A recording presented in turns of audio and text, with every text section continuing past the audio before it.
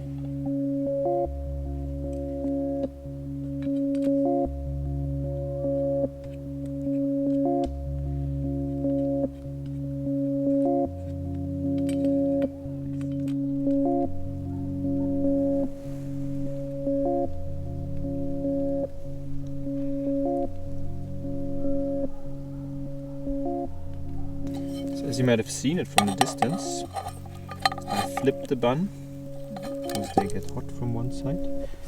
And yeah, it's not the typical Lucia bun shape, but it's most likely the typical Lucia bun taste.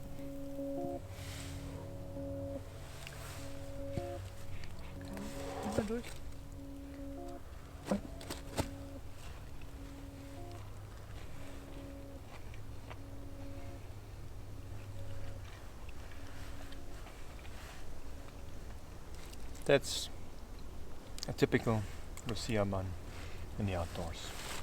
It's not perfect, but it's perfect.